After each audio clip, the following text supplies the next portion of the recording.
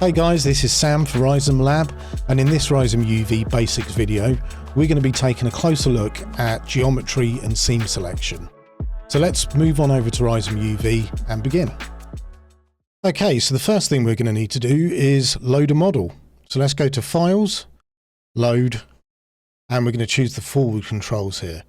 These models will be provided to you via a link in the description of this video.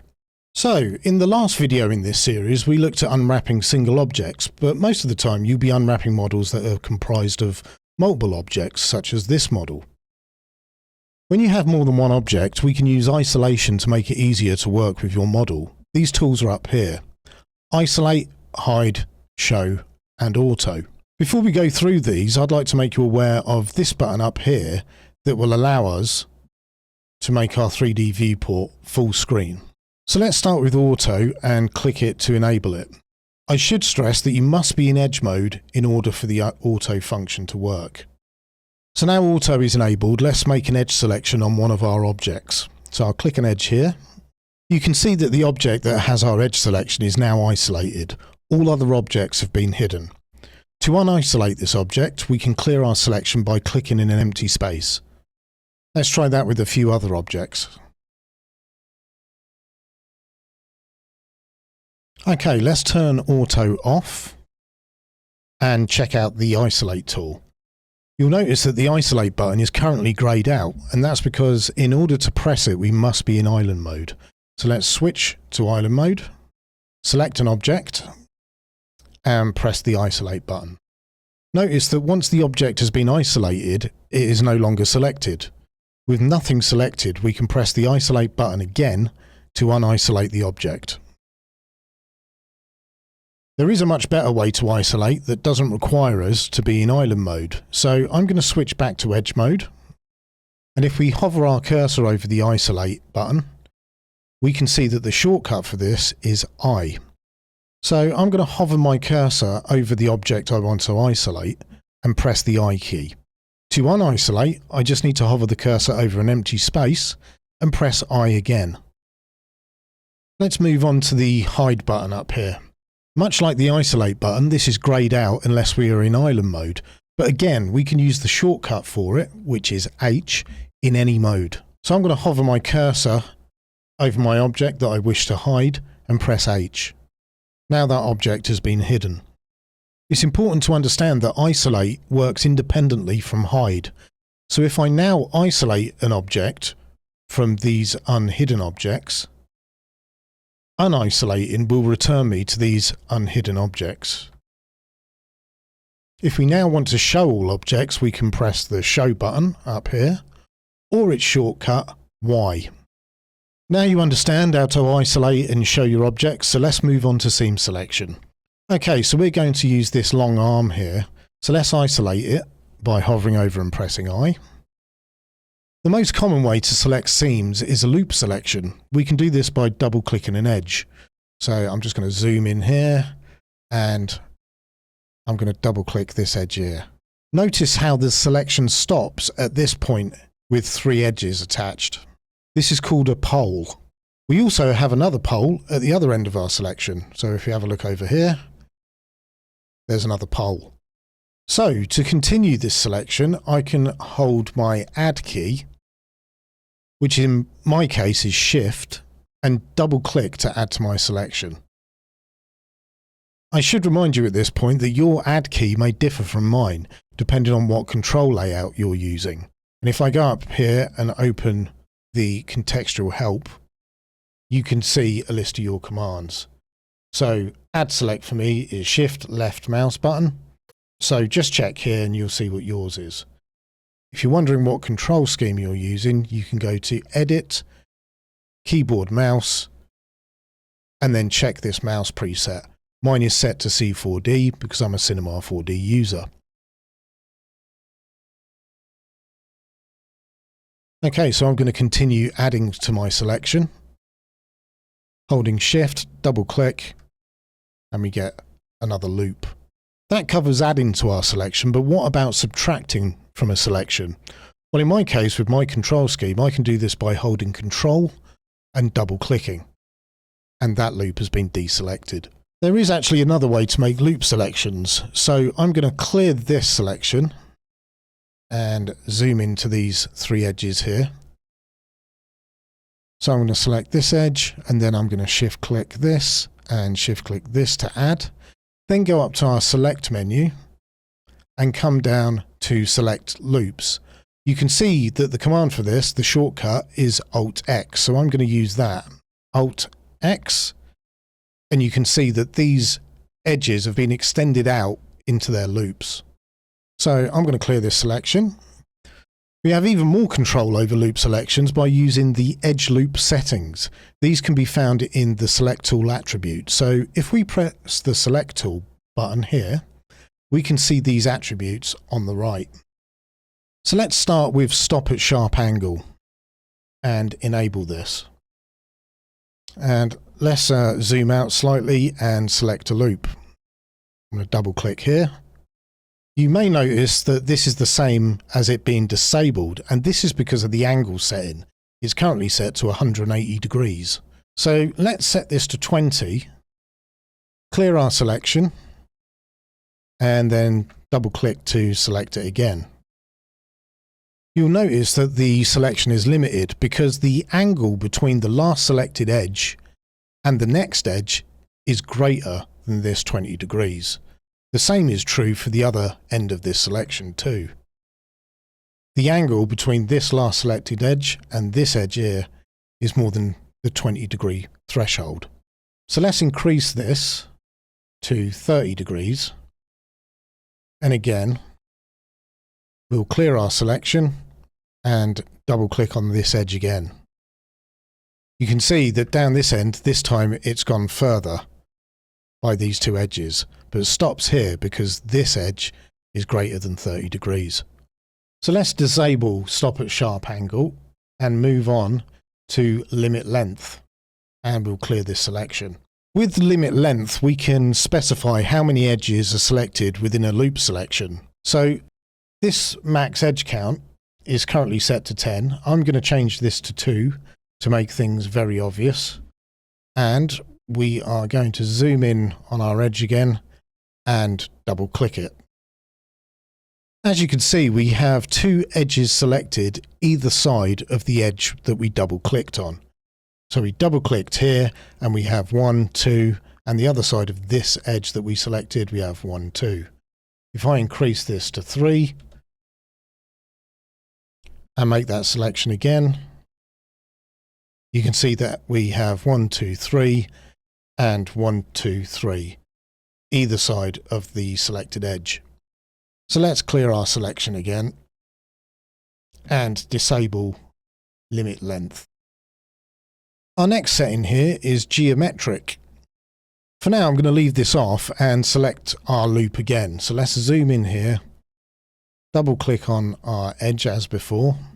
And as before, our loop selection stops at the poles either end of our selection. So let's clear this selection and turn geometric on and double click this edge again.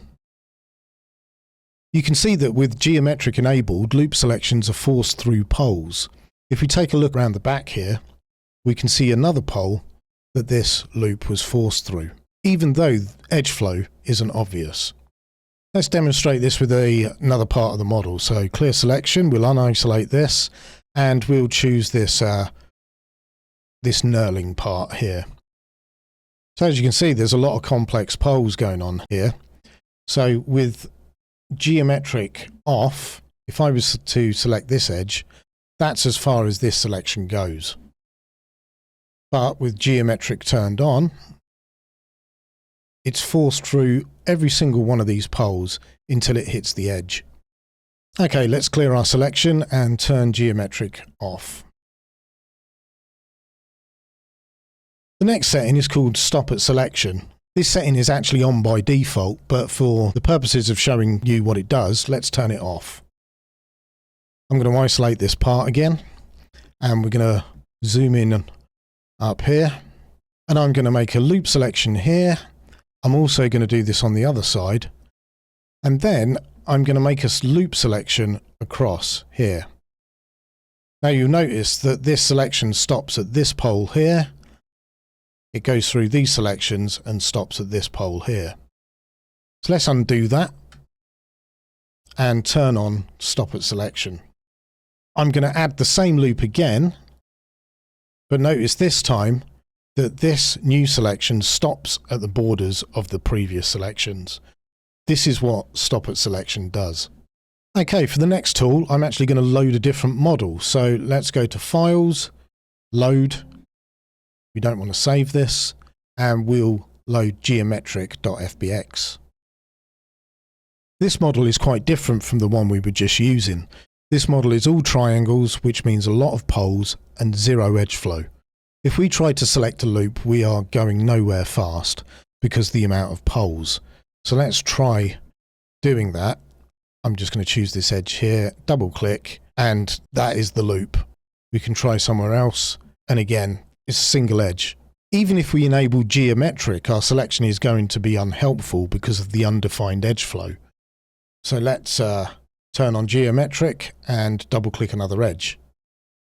So I think you'll agree this selection, this loop is not very meaningful.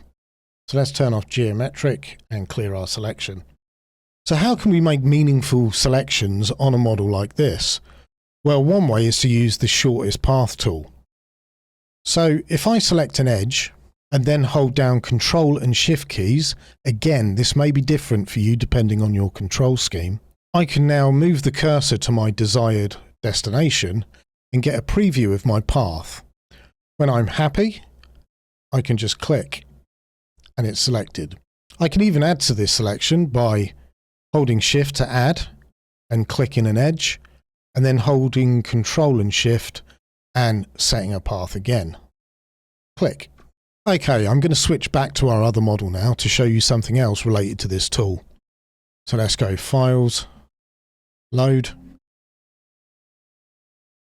Forward Controls, and again I'm going to isolate this arm section and press I.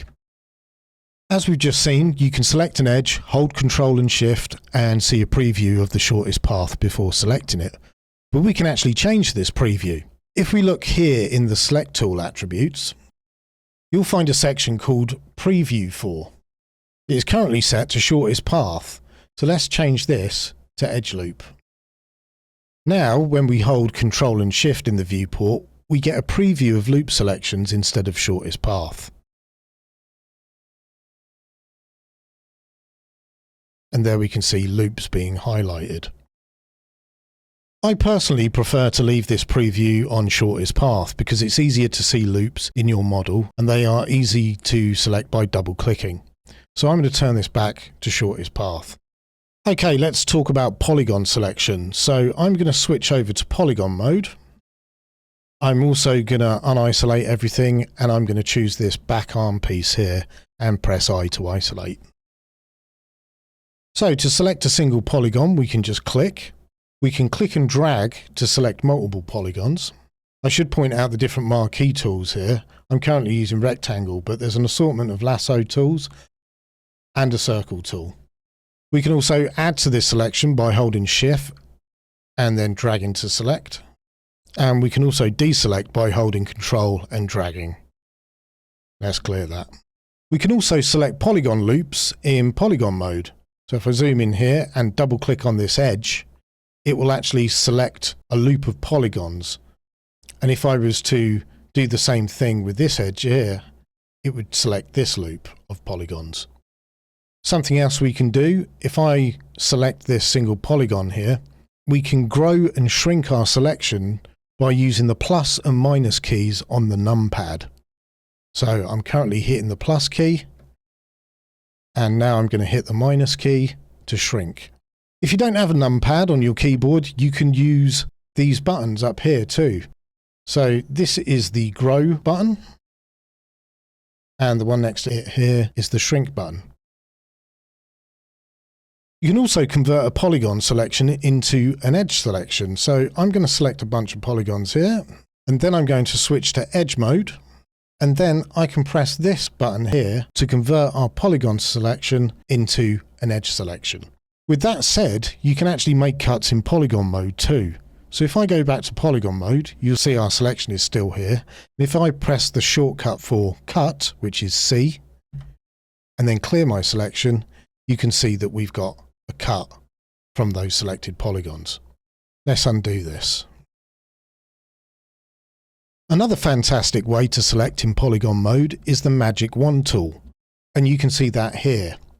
But you must be in polygon mode to use this tool.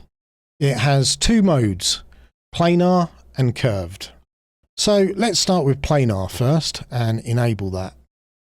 Planar is excellent at selecting flat areas of your model and exclusively uses the geometry normals to accomplish this.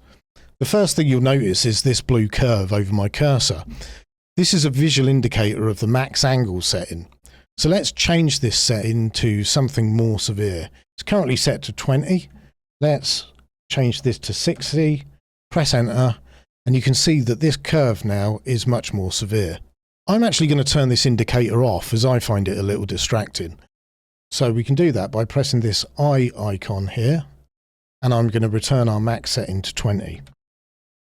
The reason I don't feel the need for the max angle cursor indicator is because we also get a selection preview when hovering our cursor over our model.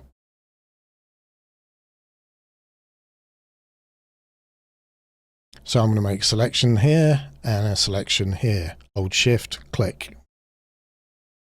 Alright, now I'm going to clear my selection and isolate a different part of the model.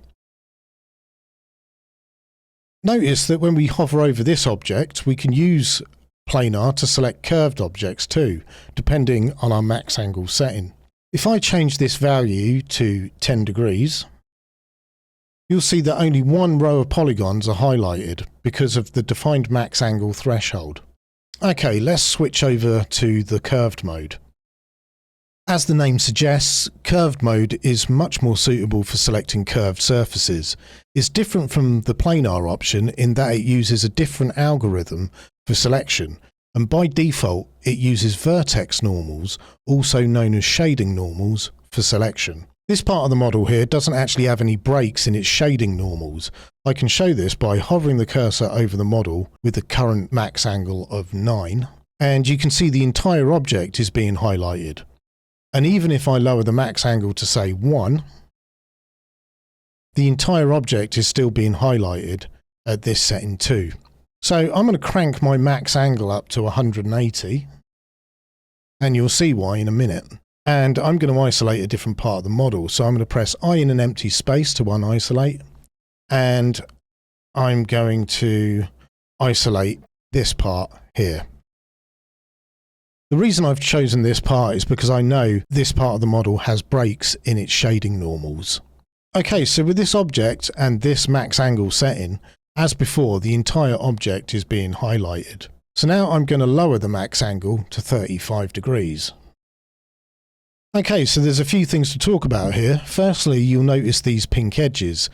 These display a preview of possible selections based on the max angle setting. This preview can be turned off here using this I button. I'm actually going to leave the preview on, as in curved mode I find it extremely helpful. As with planar, we also get highlights in curved mode. Notice how these highlights are matching up with our preview edges. I can now make selections based on my max angle. So let's select this and shift click this. And we can make cuts. I'm just going to clear this selection. Notice how my cut edges override the preview so we can see what is cut and what isn't. I'm going to undo these cuts, and I'm going to flip back to the ring object we had earlier. As I said earlier, this object has no breaks in its shading normals, so we'll get the same highlight no matter what max angle is set to. This brings me to our next setting, use geonormals. Now the curve tool will use the geometry normals instead of the shading normals, and our max angle setting will have an effect. You can see that we now have pink preview edges just by enabling this. Let's lower the max angle setting to 10. Now we have even more possible selections. For our last few Magic Wand settings, I want to switch over to our other model to showcase their strengths. So let's choose geometric.fbx. And I'm going to switch over to planar because I want to select this entire surface here. Unfortunately, it seems I can only highlight sections of it, so let's increase the max angle to 40 degrees. Even with an increased max angle, I've still got gaps in the desired selection. That's where these options come into play.